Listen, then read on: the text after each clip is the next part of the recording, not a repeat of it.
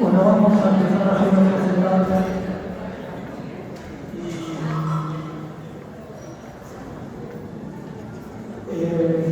Bueno, la idea de hoy era un poco tratar de compartir algunas ideas, algunos argumentos, algunas herramientas que nos puedan ayudar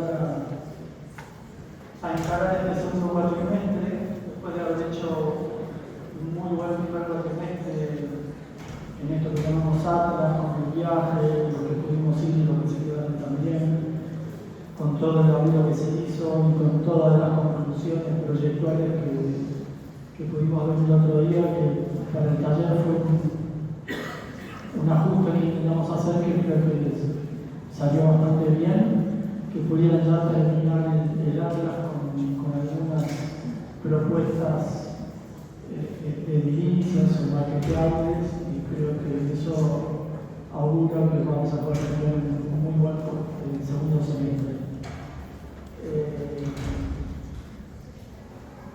Los que vieron la charla de presentación, el taller o de inicio, recordarán ¿no? esta portada.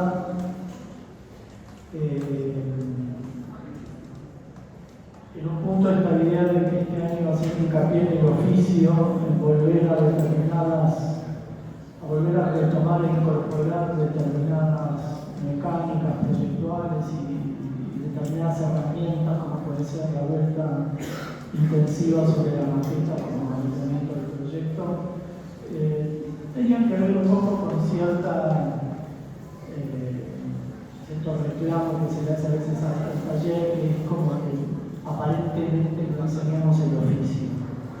Como si uno viniera a la facultad a aprender el oficio, cuando los oficios se aprenden oficiando, haciendo, y lo que uno trata de poner en juego en la universidad es como sistema de pensamiento que permita en la variedad de estudiantes y de realidades que cada uno de ustedes enfrentará, afrontarlas desde esa caja de herramientas que se pueden llevar acá y adaptarlas a sus realidades concretas. Entonces para nosotros ese sigue siendo el eje del taller. No obstante, somos gente abierta y dijimos, bueno, este año haremos un poco más hincapié en el oficio, y la verdad que no está mal. Pero también está, al empezar a hablar del oficio, empieza a abrirse nuevas preguntas, como decir, bueno, ¿y cuál es el oficio? ¿No? Entonces, también pasa que cuando uno arma estas charlas dentro de un proyecto académico, se supone que cuando uno arma un proyecto académico lo proyecta en el tiempo, trata de darle una dimensión temporal anticipada al proyecto, cosa que pueda sostenerse e ir ajustándose a medida que pasa el tiempo. Y eso también lo que provoca es que por ahí uno, si hizo bien esa proyección, no tenga que estar cambiando todo el tiempo los discursos, simplemente tenga que ir ajustándolo. En nuestro taller, parte de ese ajuste año tras año se da naturalmente con los viajes que hacemos, porque cada realidad de cada sitio que elegimos ir nos plantea resolver las mismas incertidumbres, las mismas demandas, de modo diferente, porque cada lugar propone distintos climas, distintos materiales, distintas cuestiones, pero por lo general los temas a resolver son siempre los mismos, ¿no? Cómo habitar los sitios, cómo construir, qué programas son más necesarios, cómo remediar lo más posible y afectar lo menos posible el ambiente. Y bueno, ahí ya nosotros tenemos una variación implícita año tras año.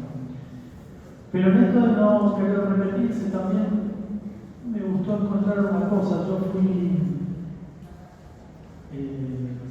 pensando ante esta pregunta, ¿no? De qué sería el oficio, para qué sirve, a quién le sirve, quién es el que valida el oficio, o sea, quién es el que viene y enseña el oficio cuando nosotros creemos que sí lo estamos enseñando.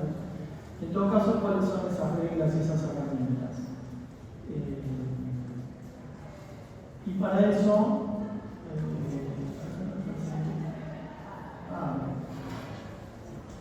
acá quería estar.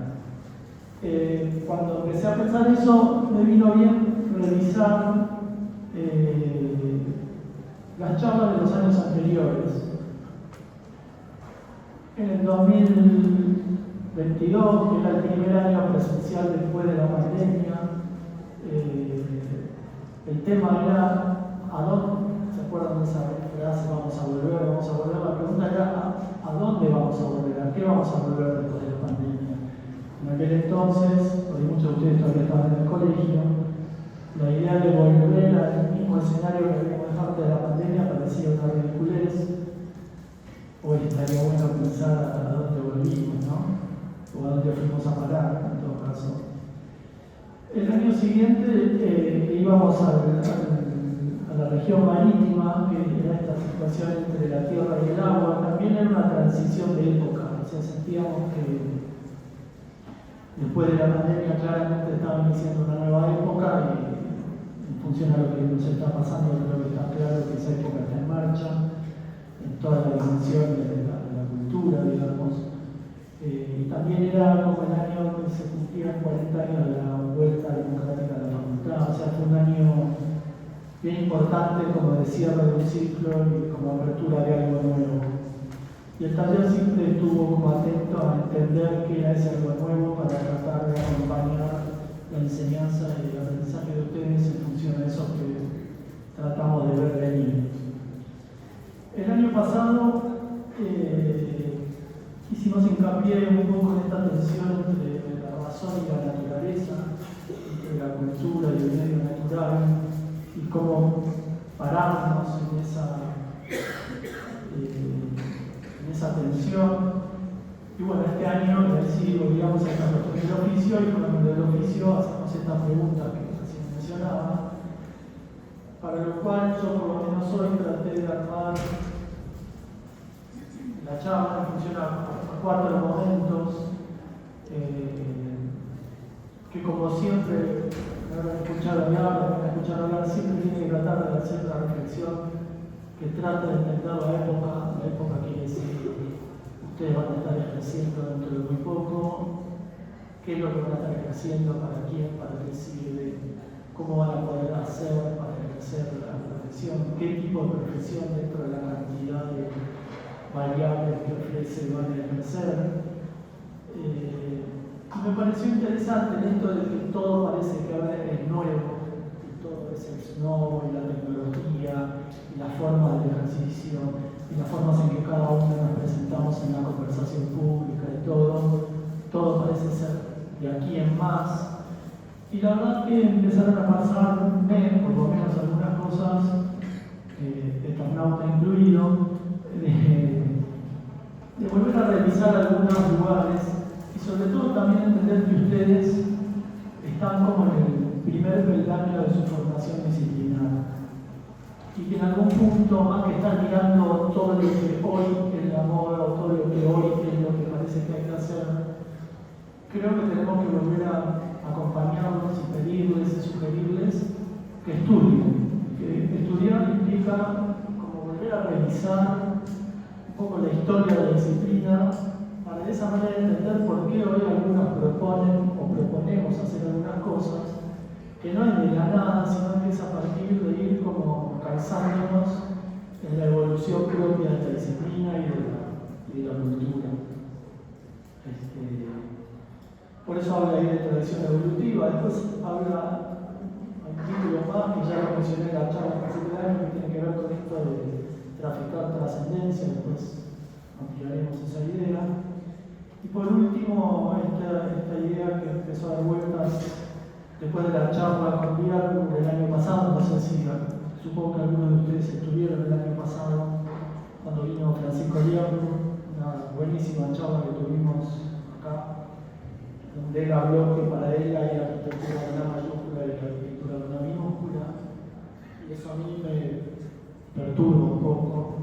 Entonces, desde ese momento, estoy tratando de darle alguna forma dentro del paraguas del taller, armar como un ámbito que se llame A minúscula, así con mayúscula, ¿no?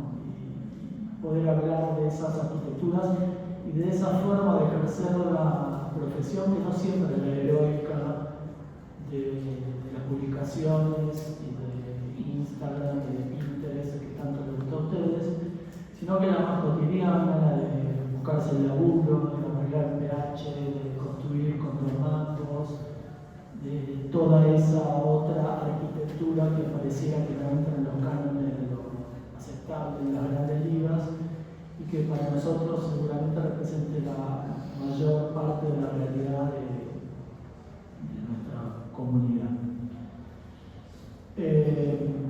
Y para hablar de época y sentido, que siempre un poco traigo a los poetas que van a la luna y todo eso, y acá la primera fila ya se me ven la cabeza, les quería compartir algo que vengo viendo hace mucho, que me parece una genialidad,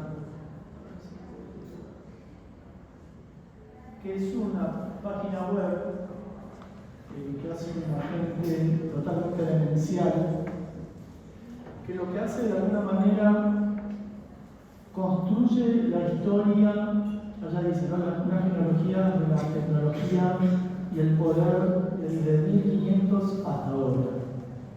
Esto es una manera de tratar de entender la época. Y si uno ve acá arriba, fíjense acá abajo, ¿ven el cursor? Acá abajo muestra la escala real de esta grilla que arman. En el recuadrito está marcado lo que solo sale en la pantalla, porque si no tendría que ser una pantalla que vaya de punta a punta del taller. Y entonces los temas que esta gente investiga tienen que ver con el tiempo, la educación, las emociones y la inteligencia, el cuerpo humano, bueno, cantidad de indicadores, fronteras, colonialismo, política de economía, producción, energía, etcétera, etcétera. Y dentro de todo esto está la arquitectura. No está el fútbol, por ejemplo. No está el teatro, pero dentro de la genealogía, de la tecnología y el poder, está la arquitectura. O sea, acá habrán escuchado más de una vez que nosotros hablamos de la dimensión política que tiene nuestra disciplina, y también habrán escuchado cómo perdió voz en la conversación pública nuestra facultad en particular y la disciplina en general. Nunca van a escuchar, no sé, ahora en campañas, en elecciones, a políticos hablar de ecualización del territorio, de las infraestructuras, recuperar el tren, los puertos, crear nuevas centralidades. No van a ver que las listas de senadores que están eligiendo ahora diputados son arquitectos. Hay bebés, futbolistas, cualquier rama de la cultura, en lugar a que eso también es cultura, no hay ni un arquitecto opinando ahí. Con lo cual, el problema que tenemos para mí grave es que nos hablamos entre nosotros, ¿no? Y eso a mí me perturba un poco, me molesta y me gustaría que el taller, de alguna manera, lo que intenta hacer, ya por pronto yéndose a los distintos lugares del país, pase a poder tener una voz en esa conversación pública que tanto me gusta. Y bueno, está bueno ver que la arquitectura tiene una tradición. O sea, si nos vamos hasta el 1500, según esta gente, habla un poco, ¿no?, de la división del trabajo entre arquitectos, artesanos y constructores. O sea, ya aparece en el 1500 la figura del arquitecto, o sea, empieza a aparecer la historia de la arquitectura. No es que antes no se haya construido, pero lo que empieza a pasar es que empieza a haber una carga de sentido sobre la producción material de la especie. Bueno, y así pueden recorrer esto después. Cada época ofrece, en la búsqueda de esta gente y de esta genialidad que van haciendo y van actualizando, temas que tienen que ver con el poder, la tecnología y la sociedad, donde la arquitectura, por ejemplo, acá habla, en 1800 habla del control de las masas.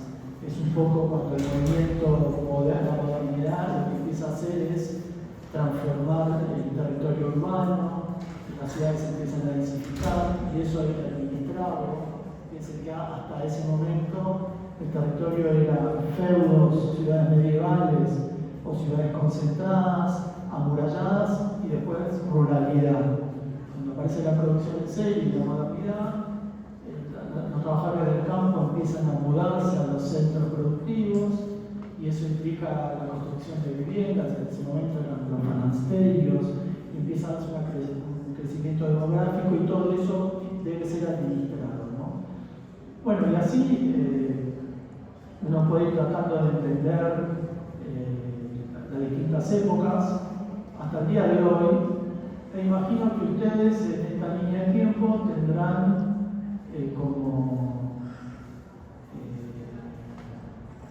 su propia lectura de la época, que probablemente sea diferente a la mía o a la del taller. Me parece que eso es lo que hace que la rueda vaya girando. Fíjense cómo aparece en esta época el trabajo remoto, y bueno, así como la revolución industrial trae a la gente a la ciudad, la pandemia y internet y la tecnología vuelve a permitir alejarse. La educación sincrónica o asincrónica, el trabajo remoto, todo eso afecta al territorio y todo eso afecta a nuestros trabajos. Entonces me parecía bueno, esta charla también pretende darles algunas referencias, algún libro, algún autor, algo para que ustedes después anoten, investiguen y busquen y hagan crecer estas referencias y las compartamos en un rato. Bueno, la época, con eso hay para divertirse. Y también entender esa época hace que uno le dé sentido a lo que uno estudia, a lo que uno trabaja, a la decisión de cómo y dónde trabajar. Siempre dentro de las posibilidades que la realidad nos da, ¿no? Entonces, volviendo a la tradición, me gustó volver, por lo menos a mencionarle a ustedes, y sobre todo en esa línea de tiempo de 1500 acá, rápidamente, como 2 o 3 escalones en donde la arquitectura deja un conocimiento que las distintas épocas toman y reinterpretan y ¿no? Yo pongo acá origen, pero bueno, hay como una arquitectura que ya se hace pocos años antes de eso. Habrá que dicen mucho antes los sumerios, los persas, los mayas, los aztecas, los incas. Pero para la historia disciplinar hay como un primer compendio de saberes organizados que tienen que ver con el tratado de Vitruvio, en el 15 antes de Roma,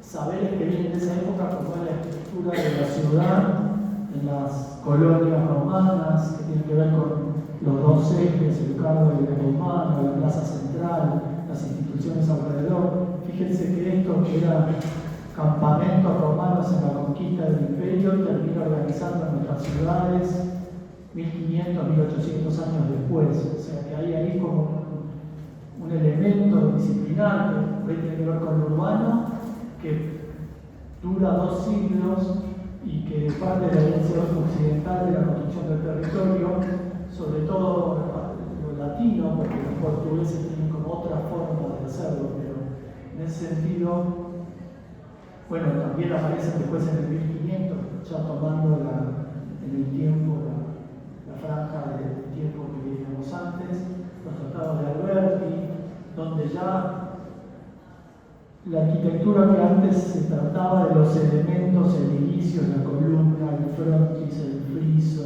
el capitel, el basamento y todo eso en relación a la medida humana y lo que fuera, ya empieza a incorporar nociones de lo urbano, de la construcción colectiva del territorio, pero se retoma en el 1500, o sea, 1500 años después se retoman los valores clásicos de la arquitectura griega y romana, y aparece como todo un saber de proporciones, de forma de construir, etc., que claramente establece un saber que ya queda incorporado a todo lo que hacemos todos los días, ¿no? Pero también es interesante ver eso, y es muy increíble verlo construido y también entender el sentido con que se hacían esas cosas. Para que se den una idea, esas columnas miden 12 metros y están hechos de una piedra única, o sea, una pieza única. Esto es en Roma, es el Panteón. Y esas columnas se tallaban en Asuán, o sea, en el nacimiento del Nilo, en el África.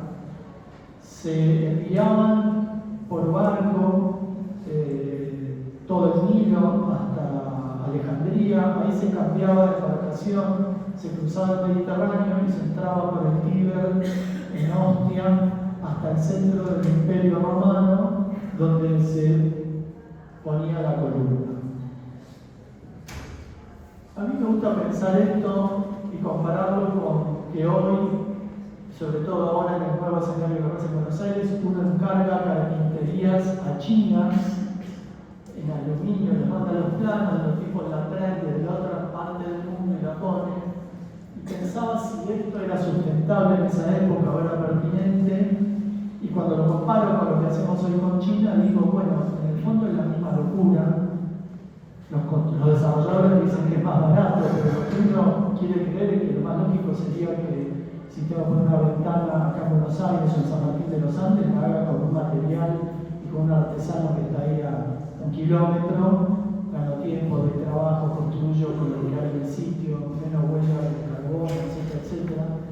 Con lo cual hay todo el tiempo un doble discurso y una necesidad de tomar partido y construir sentido, ¿no? Por otro lado, hecho al principio de nuestra era, una bóveda increíble que se sostiene, no me acuerdo cuántos diámetros tiene, que tiene un óculo, que está hecho como con una suerte de casetonados, como si hoy estuviera hecho con el mejor hormigonero de la Argentina, una obra que tiene 2000 años y nada, permanece inalterable, construida con una honestidad y con una potencia impresionante. Y en esta arquitectura hay elementos que yo creo que todos ustedes deberían conocer, en términos de proporción, de la estructura de lo que sostiene y lo sostenido, de cómo son las bóvedas, de cómo son las columnas y sus proporciones. En términos infraestructurales, lo mismo, o sea, las infraestructuras eran ingenierías hechas hace 2000 años, que por ahí lo que hacían era traer agua de una montaña a 20 kilómetros por gravedad. O sea, ahí hay una inteligencia que yo creo que hasta el día de hoy no se supera, y hay unas construcciones que se sostienen 2000 años después, como el acueducto de Segovia, que digamos, por ahí no se sigue utilizando como tal por una cuestión de practicidad, pero podrían seguir funcionando porque lo que tiene increíble, y eso es lo que nos gusta cuando vamos a los lugares a buscar inteligencias, es que resuelven esto y la tecnología es simplemente el sentido común de los elementos de la gravedad, de los materiales del sitio, pero siempre, y volvemos a hablar del sentido, con un emperador que tiene miles de esclavos que se van muriendo en las obras y que construyen para la eternidad y la trascendencia de ese imperio, de ese emperador o de esa religión. Así es como se construía en esta época. Después el espacio público también resulta interesante. Este es el Campidoglio, por ahí lo habrán estudiado en historia, no lo sé, pero si no, está bueno que lo sepan. Pero es lindo ver cómo eran los dibujos de época, cómo es la publicación arquitectónica y cómo es la realidad, ¿no? Hoy esto lleno de turistas, todo en restauro. Pero lo que más me interesa es que vean, acá es como uno de los primeros momentos en donde el centro del espacio público lo ocupa el emperador, el poder. Antes por ahí lo ocupaba la religión, la fe. Acá lo ocupa el poder, volviendo a hablar del sentido, ¿no? Y cómo esa idea del espacio público va cambiando según la época. Si quieren, del 1500 hasta el 1800, 1700 y pico, revolución industrial, la modernidad, cambio de la producción y de los modelos económicos y de los modelos sociales, la aparición de la democracia, Voy a hacer un reduccionismo muy rápido para que esta charla no dure 1000 años, pero la voy a dividir en dos: la modernidad racional y la modernidad orgánica. Esto es muy reduccionista, hay millones de variantes, incluso dentro de cada uno de estos ejemplos, los conceptos evolucionan ellos mismos hacia lo racional, terminan en orgánico, lo que fuera, pero para que ustedes que están empezando puedan entender y tener referencias, obviamente el caso paradigmático, o por lo menos a mí ahora me volvió muy potentemente a la cabeza, de Corbusier, que es un tipo que ejerce la profesión muy vinculado al poder, pero muy comprometido con la conversación pública. O sea, Le Corbusier tiene la vocación de lo que él piensa y lo que él hace se transforme en un bien colectivo. Y para eso trabaja con el Estado, trabaja con privados, trabaja con gobiernos, y tiene un sistema argumental enorme, muy potente, muy consistente, que va desde inventar una dimensión referida al hombre y al espacio mínimo, que él la saca de sus viajes que hace en la India, que pasa muchas horas en un avión sentado de la línea aérea hindú, India, y que eso lo lleva a usar todo ese tiempo en pensar esta especie de eficiencia que tienen los barcos o los aviones en cuanto a las medidas, cómo guardo, cómo bajo la bandejita, cómo todo esto. Y él construye un sistema para sus propias obras, donde en vez de medir en pulgadas, en centímetros, en metros o lo que fuera, mide con el modulor, que son unos sistemas de medidas relacionados a una medida de un cuerpo ideal. También arma un sistema de argumentos para la construcción edilicia, los famosos 5 puntos que deben conocer: los pilotes, el techo jardín, la planta libre, la fachada corrida y la fachada libre y la ventana corrida. Todo eso lo propone a partir de una tecnología que es el hormigón, que de alguna manera desplaza al mampuesto.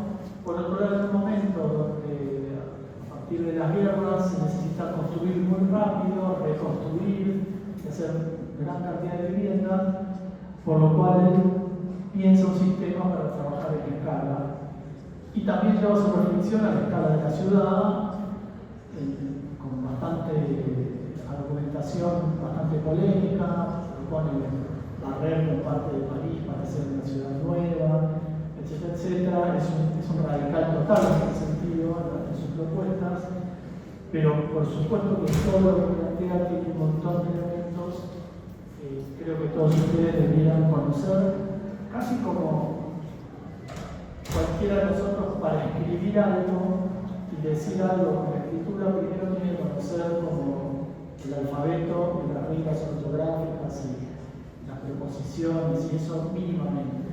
Y después, en todo caso, con esos elementos conocidos, darles un sentido, otro sentido, ser más literal, ser menos literal. Creo que en ese sentido, no sé cómo es su relación con las materias de historia y todo eso, pero si no lo hacen, estudien los ejemplos que quieran ustedes, que elijan ustedes, pero estudienlos, porque es como si no tratar de escribir sin conocer el alfabeto, sin conocer las frases mínimas que uno tiene que armar.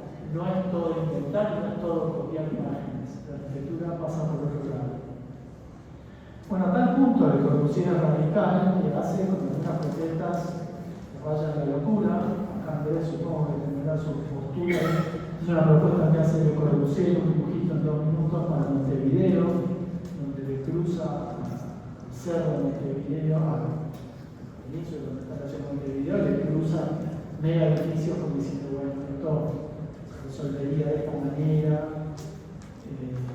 pero siempre estas propuestas, por más que son polémicas, en algunos casos inviables, si lo agarra a David Jonathan, a Le Corbusier acá, le diga, ese edificio nunca se va a hacer, pero tu agenda va a durar en el tiempo.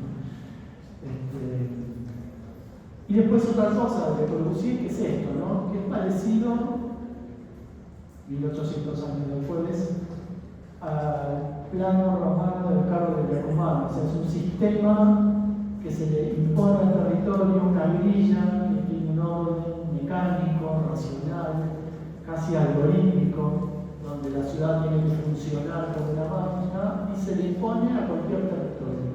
Y en eso también hay como un tema en esto de la modernidad racional. Porque incluso eso fue generando muchos, no sé si hay alguno de ustedes de acá de La Plata, pero eso fue generando muchas réplicas en la ciudad de La Plata, que siempre ha sido muy valorada como un casco, una figura abstracta perfecta, calza una lógica geométrica sobre un territorio que tiene unos ríos y unos riachos, y lo que pasó últimamente es que se le sumó la obra de la autopista a La Plata. Cuando hay grandes lluvias, los ríos desbordan y se producen catástrofes, con lo cual el hecho de no reconocer el suelo por debajo de esto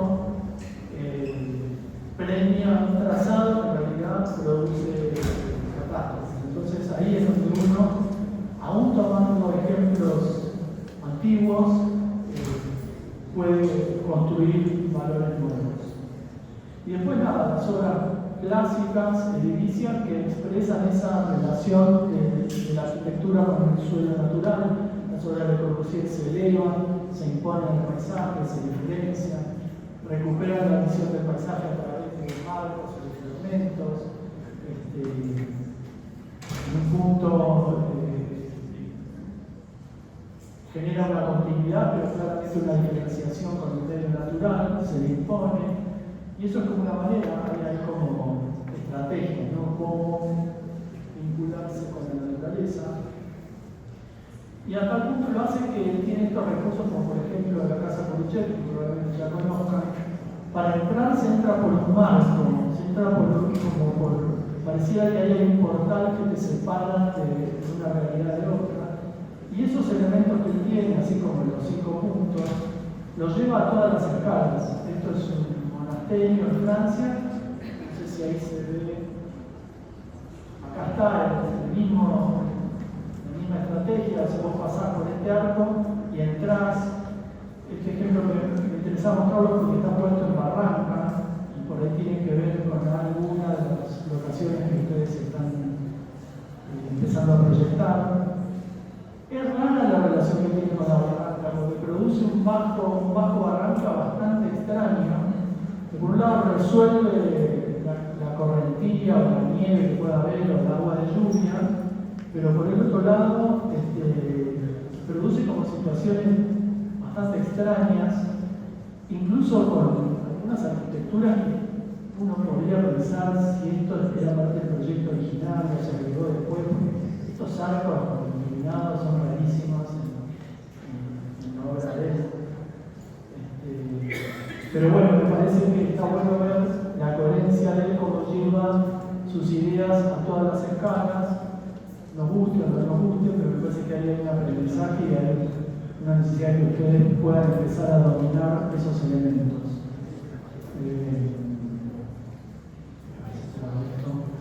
Bueno, el espacio público de la modernidad tiene algo que difiere con lo que veíamos antes del clasicismo, que es el hecho de que aparezca un nuevo modelo social, que es la democracia, y el hecho de que las ciencias hayan avanzado y de alguna manera hayan comprendido y estudiado la naturaleza por fuera de las ciudades, y ya no hay ese temor que había antes por lo que quedaba fuera de las ciudades, sino que ya hay un conocimiento y un desmenuzamiento y un dominio de la naturaleza.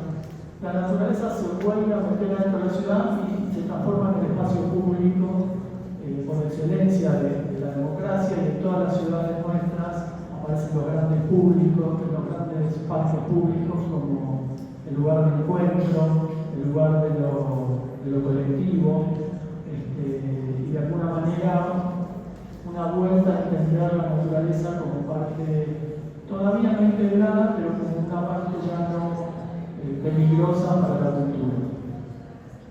Central Park en Nueva York, los parques parisinos, Palermo acá de la mano del país, o también el Uruguay, son como ideas del espacio público que tienen que ver con esa época, que hasta el día de hoy tienen vigencia.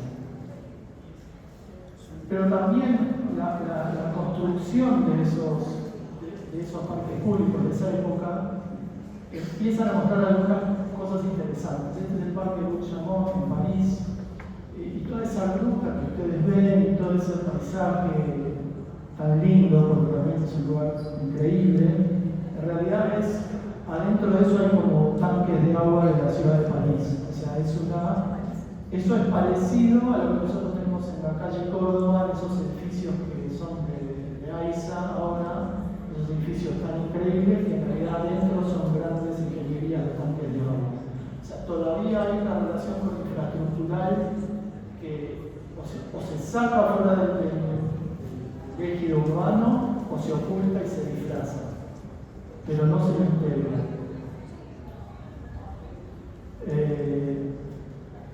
Acá claramente la forma de encarar ya no es la racional, sino que es como esta orgánica o la nostálgica.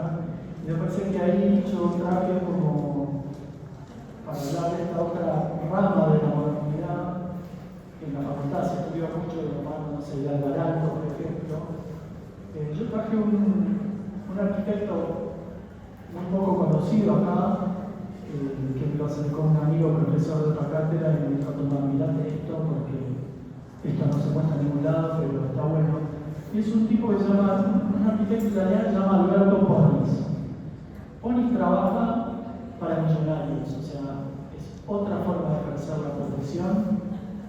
No participa de la conversación pública, no le interesa, él tiene sus clientes y construye en un lugar de gente privilegiada.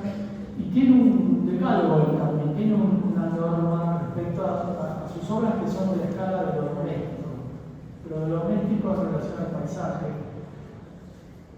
Por ahí les muestro un poco rápido qué es lo que hace y después les digo cuál es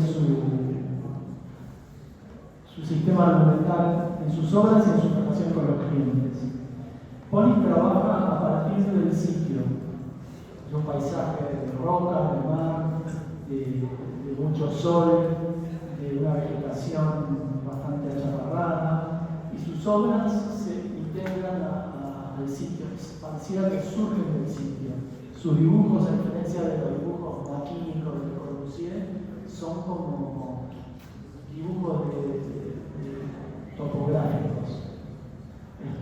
Estos son algunos de los dibujos que él hace, esto es como una perspectiva.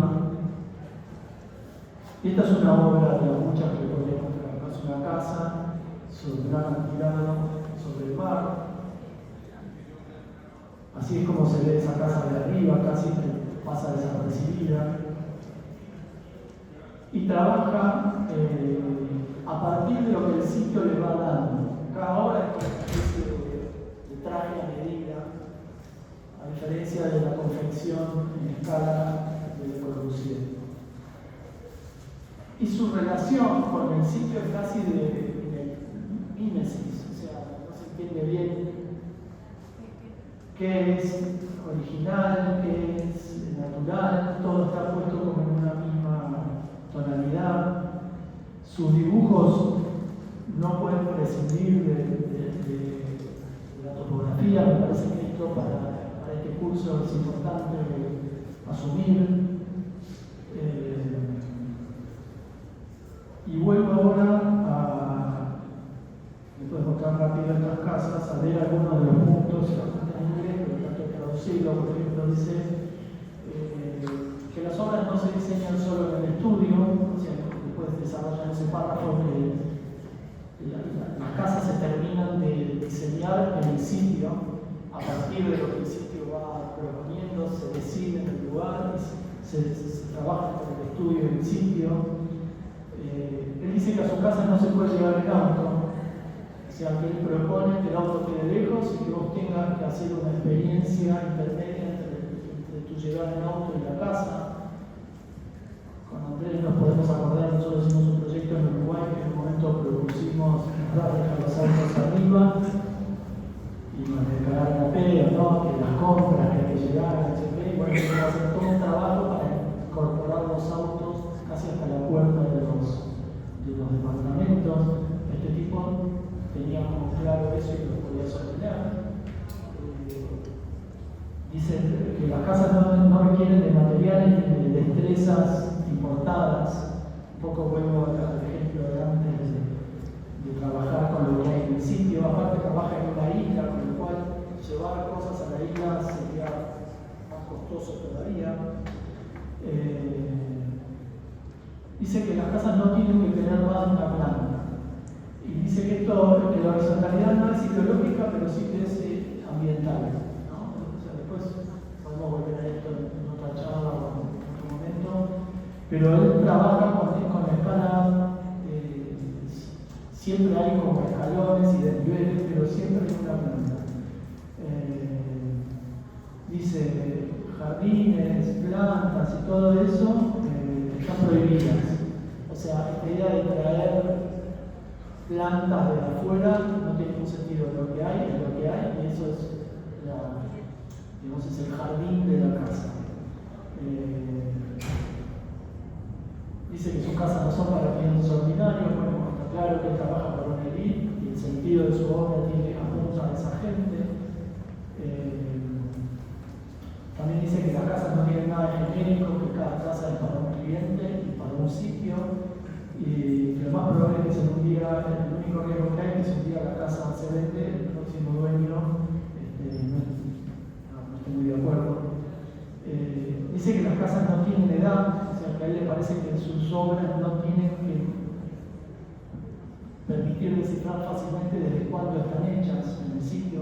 Puede parecer que estuvieron siempre ahí, pero por eso son nuevas. Me parece que ahí hay también como una idea de deshacerse de la moda y de poner todo a favor del sitio.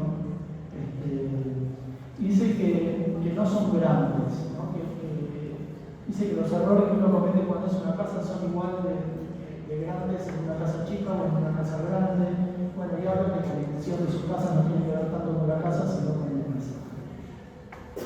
Esto lo muestro porque me parece que cada uno de nosotros tiene que ir encontrando como el sentido de lo que hace.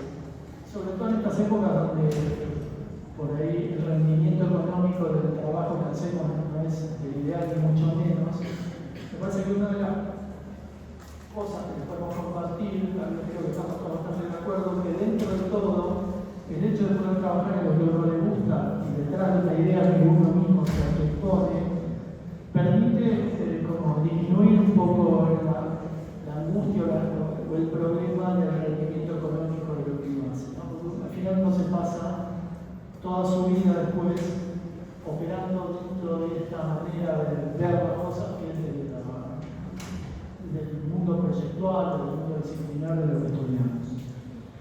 Tercera etapa de esto de la tradición evolutiva tiene que ver con nosotros y con cómo construimos nosotros nuestro propio decálogo o los argumentos o las herramientas. Y me gusta esto de traficar trascendencia, que ya lo nombré y ahora lo vamos a ampliar. Esto fue un poco el motivo de la charla con Guillermo del año pasado, donde hablábamos de quién construye o quién valida la arquitectura. Le marcábamos a Pancho en la charla un par de párrafos que tiene en su libro de Arquitectura Argentina, donde dice que en principio, que es a partir de la modernidad argentina promovida por el vínculo con Gran Bretaña, recién ahí aparece como una especie de organización de la construcción del patrimonio, y que para él recién ahí es donde empieza la posibilidad de hablar de la arquitectura. En un momento dice algo que para mí es bastante polémico, dice en otras palabras, un preciso conjunto de valores. Dentro de estos límites tendrá sentido referirse a la edilicia popular o a la arquitectura de origen árabe de España, pero no solamente será anacrónico y esencialista, sino que carece de sentido aludiendo a la arquitectura americana prehispánica. O sea, él borra de lo que es válido la arquitectura antes de la modernidad argentina y todo lo que es prehispánico, toda esa inteligencia, toda esa forma de asentarse en el territorio y de construir, para él no tiene valor. Bueno, ahí es donde a mí me da esto de la minúscula, él llama el otro de la mayúscula, porque después él dice: el sistema que permitió este conjunto funcionar como una unidad constituye una institución. Tiene como tal mecanismo de definición de sus actores legítimos, custodio de los valores, o sea, él es el custodio de los valores, en relación con el resto de la sociedad, y ha establecido dispositivos de reconocimiento, transmisión, control control y calificación de esos valores. O sea, hay alguien que dice yo soy la verdad. Y me parece que eso es algo que estaría bueno discutir como mínimo. Esto que ven acá es una película de 1977 que se llama El humano perfecto. Y acá es donde quiero que empecemos a hablar del sentido de lo que hacemos. Es una película que es un director danés que se llama Jørgen Lev, que lo que hace es, muy irónicamente, una película en blanco y negro, muestra un hombre y una mujer que son perfectos. Están vestidos de smoking y hay un relator que dice siempre esto es el humano tiene, hace movimientos ágiles, fíjense cómo baila, fíjense cómo come, bueno, van describiendo un humano perfecto, ¿no? Entonces, muchos años después, Jørgen Lev se cuelga, ya es más grande, se va a vivir al Caribe, al calor, está podrido del frío, está podrido de trabajar, se va a vivir. Y tiene un discípulo que es Lars von Trier, que es otro director danés, un zarpado, un perverso, un genio. Y von Trier lo va a buscar al Caribe y le dice: Jørgen, tenés que venir. No me jodas, le dice el director, no, estoy acá, estoy bien, tenés que venir porque te voy a hacer de nuevo una película.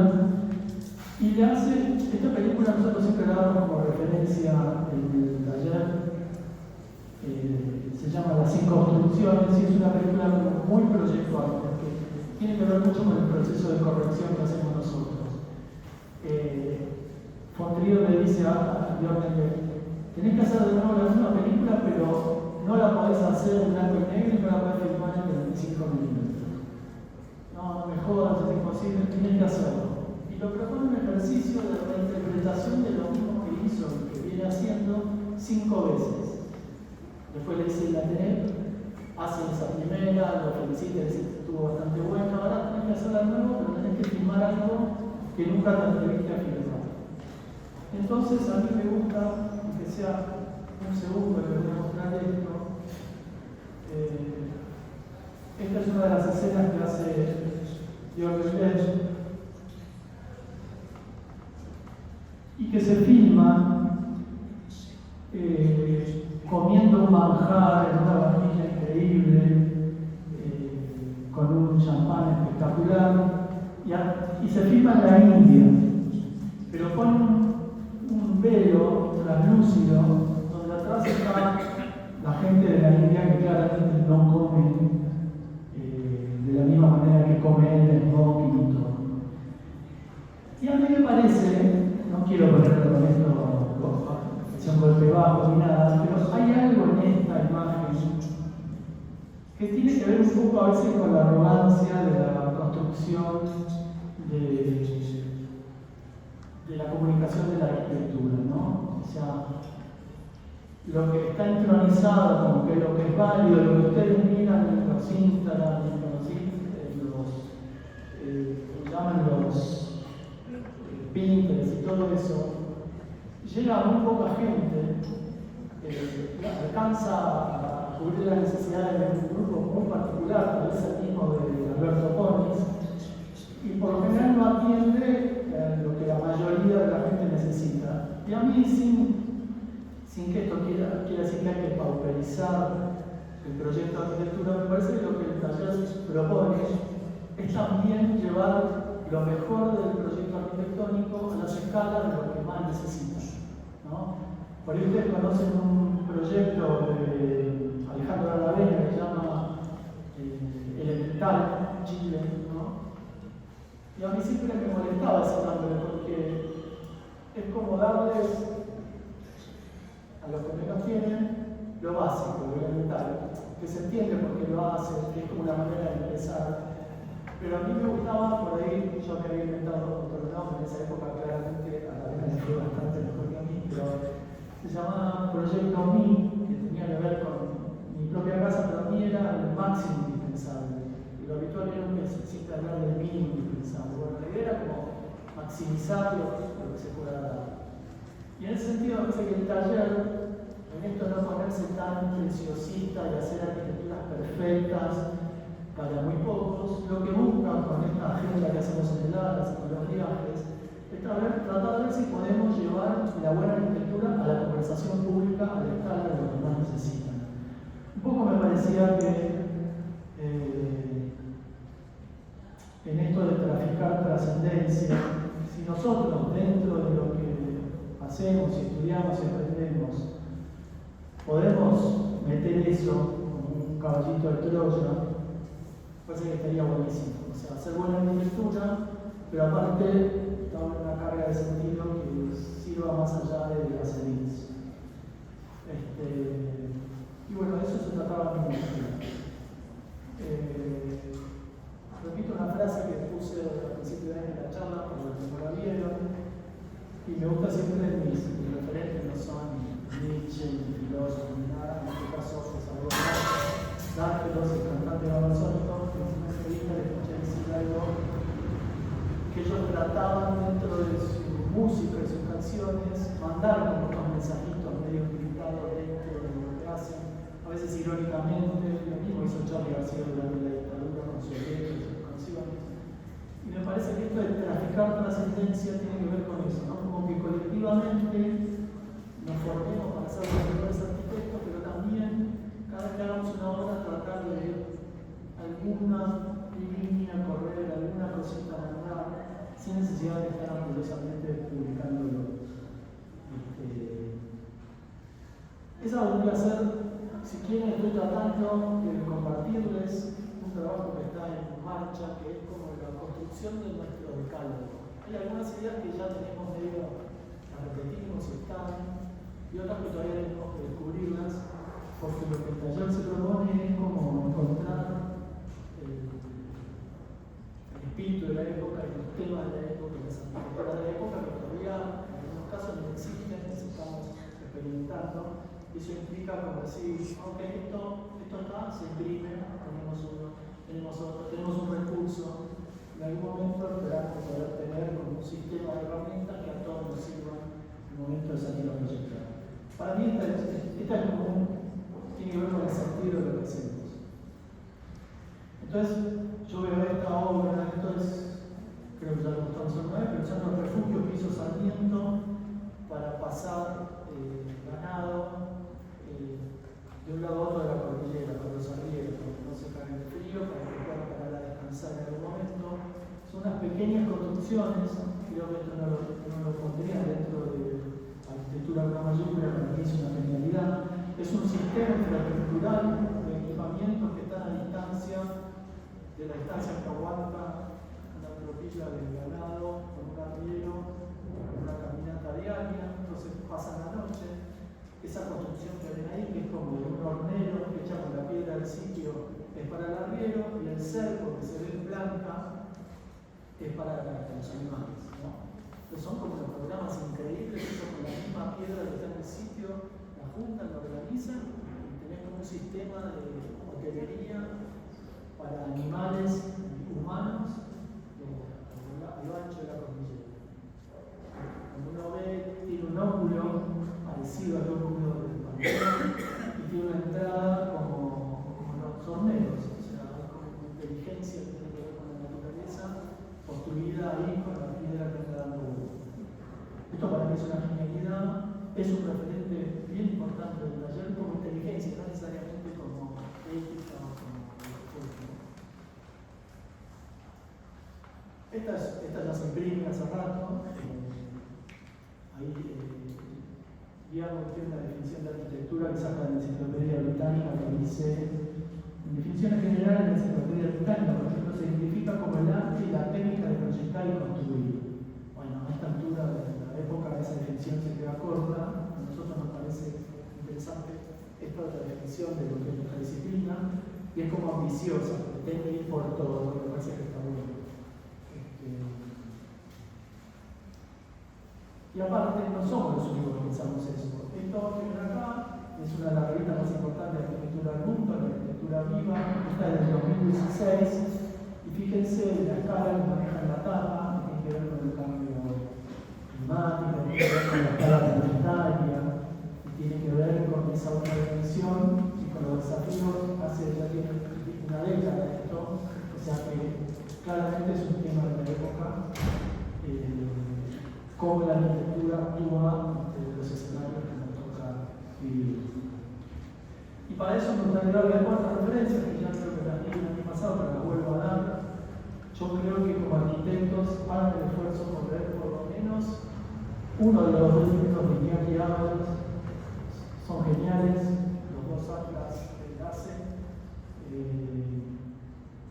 que explica de alguna manera esta época y el rol de la disciplina en esta época.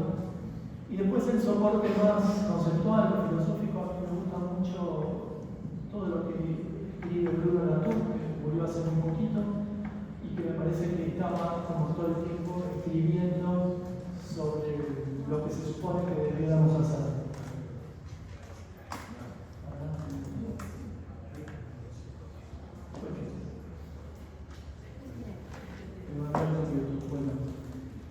Bruno Latour, Iñaki Ábalos. Esta es otra historia que me gusta, que me encantó, la leí hace poco, pero es algo que hace rato que yo lo vengo hablando entre nosotros. Es una charla de Ricardo Pímica, que es un escritor que también murió, y que él cuenta que todo cuento encierra 2 historias, por ejemplo, y cita una frase de un cuento de Chekhov que dice: un señor fue a Monte Carlo al casino, ganó $1 millón, volvió al hotel y se suicidó. Ese es el cuento. ¿Qué es lo que tiene de bueno? La narración habitual uno diría: un tipo fue al casino, perdió $1 millón, volvió al hotel y se suicidó. Cuando da vuelta a esto, narra algo que abre un universo que nos da a saber qué pasó, porque lo que pasa si no es que lo lógico sería el otro problema. Lo que él dice del otro cuento es que eso sería una narración o una anécdota. Si vos contás, sí, fulanito fue al casino, ganó $1 millón, volvió al hotel y se suicidó, esa historia la podés contar con todo el lujo de detalles, con una gran prosa, pero no tiene capas, o sea, todo está a la vista.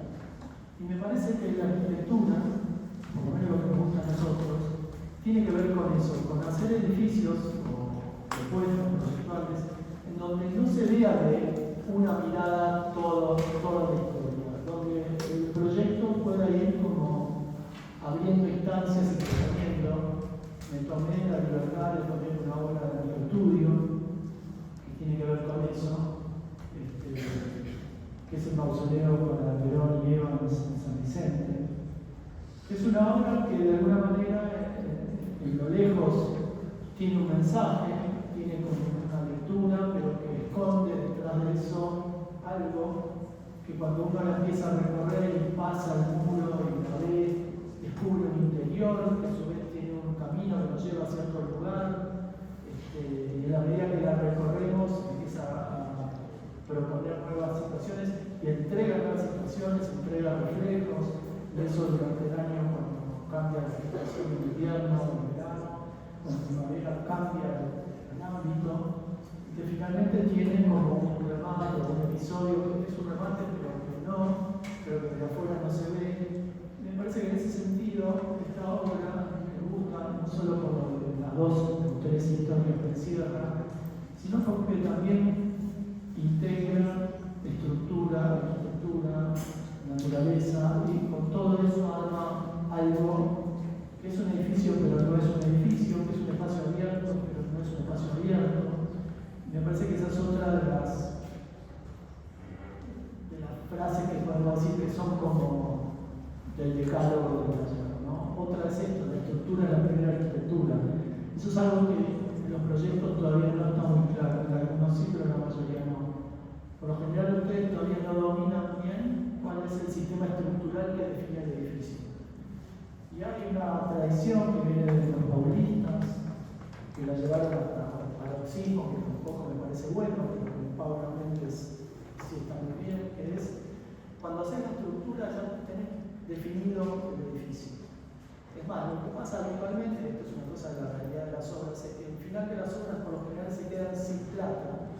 Y cuando vos pones mucha energía en esa cubierta final, en esa fachada, en ese sistema de parasoles o lo que fuera, Pasa muchas veces, como pasó a la Biblioteca Nacional del Benito Testa, que no hay plata para eso y la obra queda como inconclusa. En cambio, cuando vos pusiste toda la energía en la primera cosa que se hace en la obra, y eso es lo que define la arquitectura, te puedes quedar tranquilo que si la obra se para en un momento, la obra queda como resuelta. Y el mausoleo del mundo también tiene esa cosa que lo que sostiene es lo que cobija y es lo que comunica. Paulo decía que para él la mejor obra de arquitectura era las pirámides de Egipto porque la propia lógica estructural y constructiva definía la forma y definía la arquitectura, ¿no? Como es un ejemplo extremo, pero para expresar una idea. O sea, esta obra es su propia lógica estructural y su propia lógica constructiva, y eso es todo, y llevan ahí, no sé, 3.000 años, y ahí están. No importa si se repintan, si se despintan, si se les sale un cacho de piedra, la obra sigue comunicando lo que tenía que comunicar. Y Paulo usa eso, la obra encierra un montón de cuentos, la estructura, la arquitectura, el vínculo con lo natural y los puntos de apoyo tienen esta cuestión, y la herencia en esto de la tradición que avanza en San Pablo, la retoman todas las generaciones que le siguen. Esto es una casa que son de los Gucci, y entrar como medio en un jueguito medio sonso que es tener la menor cantidad de puntos de apoyo. Entonces hacen unos esfuerzos muy grandes para que las casas estén levitando en el aire.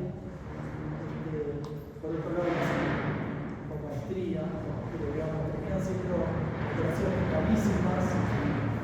Vuelvo a esto de una obra independiente, comparando con el monasterio de Corbusier y dando la referencia de Angelo Gucci como para que la noten y los estudien, también como una posible solución para los proyectos que ustedes van a desarrollar más. Esta ya tiene más que ver con algunas cosas instrumentales de la parte de empresa accidental, y esto está en curso, digamos, ¿no? Como que nuestros planos, por ahí lo dice, ¿no? Son mapas que dibujan el espacio y el tiempo, donde estaría bueno que mientras los dibujan, no sea un plano técnico con medidas, sino que puedan ustedes imaginar la profundidad de esos espacios, la materialidad, los sonidos, el tiempo, el día, la noche, el frío, qué pasa cuando entro de la calle, en este lugar que hay nieve. Esos planos tienen que poder reflejar todo eso aún dibujado en 2D. Entonces, en el taller venimos experimentando eso de una forma genial. La tecnología nos ayuda y el laburo docente acompaña buenísimo. Cada vez hacemos dibujos más complejos y más nutridos de información que ayudan a las cosas a proyectar mejor, se supone.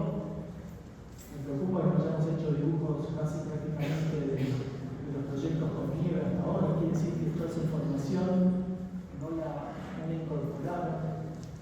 Pero todos esos son ejemplos de estos mapas y de estos planos. E incluso me gusta ver en esto a veces de avanzar en algunas cosas y reconocer algunas cosas y volver un poco para atrás. Apareció como una especie de moda de dibujar la arquitectura livianita, en verdes, en colores salmón. Incluso nuestros propios libros del taller hay un par hechos como con la tinta, no en negro, sino y la verdad es que después los imprimís y no se ven bien, los planos no se ven bien. Me parece que la arquitectura dejemos volver a dibujar negro. Digo, esto, tómenlo entre comillas, pero tiene que tener el peso que tiene la arquitectura. No tenemos que dibujarla despacito, pensar que va a influir menos en el sitio.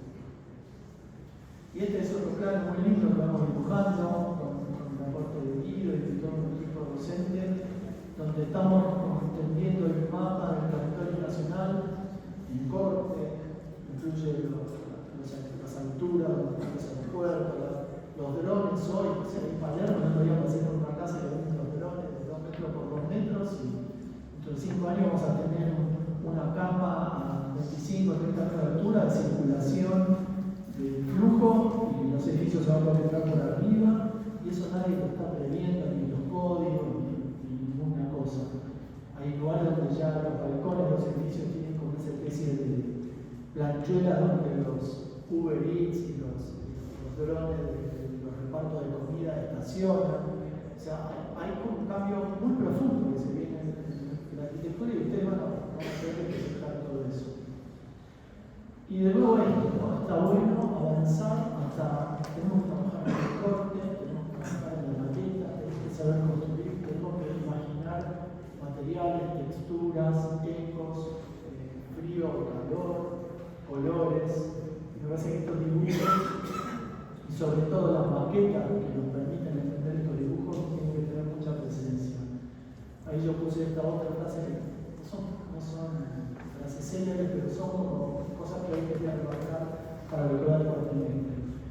Los imaginarios que hacemos, que nos encantan, que la mayoría de ustedes hacen muy genialmente y la tecnología nos ayuda mucho, nos tienen que servir para imaginar la atmósfera de un espacio, sus texturas y materiales, e incluso para comunicarlo, pero no son el proyecto. Nos permite activar una idea o verificarla, pero no nos permiten trabajar y avanzar y modificar. El proyecto se piensa en corte y en sus maquetas necesarias. Un buen render es fácil de lograr y casi todos lo pueden hacer, pero una buena maqueta no. Entonces, tratemos de poner,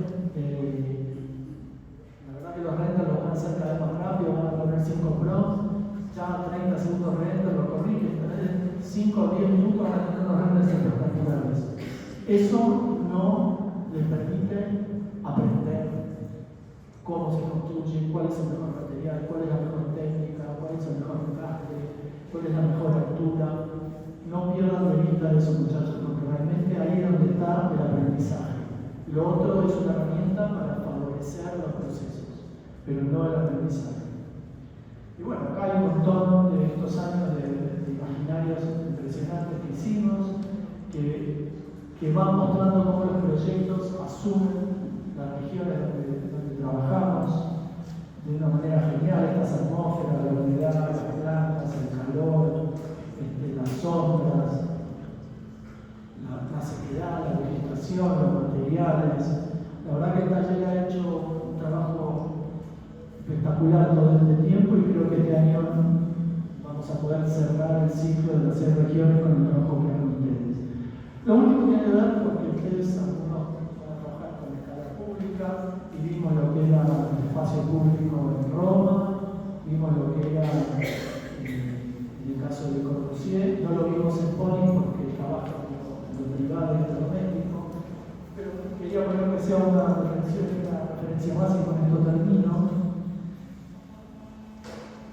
Creo que para la gente el espacio público está fuera de sus casas, entonces tiran los papeles por la ventanilla, tiran las cosas, cagan los perros en las veredas. El espacio público pareciera que es de alguien y no se entiende que el espacio público es nuestro, de cada uno de nosotros. O sea, si llevamos la reflexión de la ciudad del espacio público a un edificio, es como si cuando vos salís al pasillo de tu departamento que compartís con 2 o 3 más en ese mismo piso, la gente cagara en el pasillo del ascensor o dejara sus cosas ahí tiradas. O sea, si uno entiende que la calle, la vereda, los ríos, los parques, todo es propio y casi como uno fuera dueño de un porcentaje de eso, probablemente en la cabeza tendría un tratamiento diferente, tendría una forma de usarlo mucho mejor, lo dejaría limpio para uno mismo mañana si lo vuelve a usar o para el otro que lo viene a usar. Me parece que eso es algo que en la organización pública no existe y que desde el taller podemos ver cómo entenderlo y cómo tenerlo presente. Y también eso incorpora las infraestructuras y me parece que es una época en donde ya venimos trabajando en esto de integrar y hacer un mestizaje de todas estas opciones.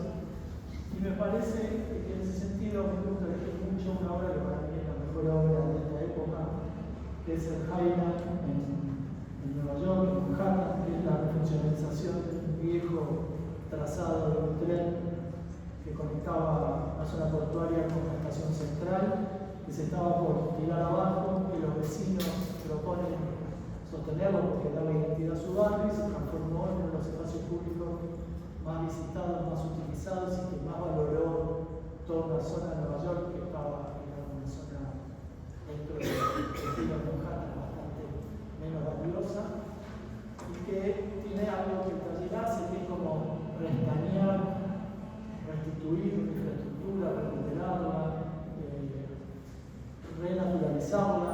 O sea, el lugar que antes era naturaleza en una isla y se antroponizó, se vuelve a naturalizar a partir de esta operación proyectual, que es un estudio de arquitectura y que lo hace con una mano impresionante, y que es uno de los espacios públicos más atractivos de la contemporaneidad. Así que un poco terminamos con esta otra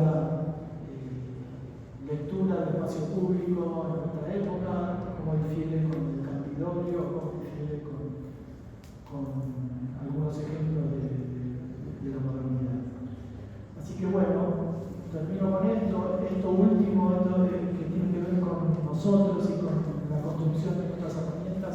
Está en construcción, continuará, se nutrirá de lo que ustedes aporten, pero me parecía que por ahí con algunos referentes y algunas cosas que dijimos tengan alguna herramientita para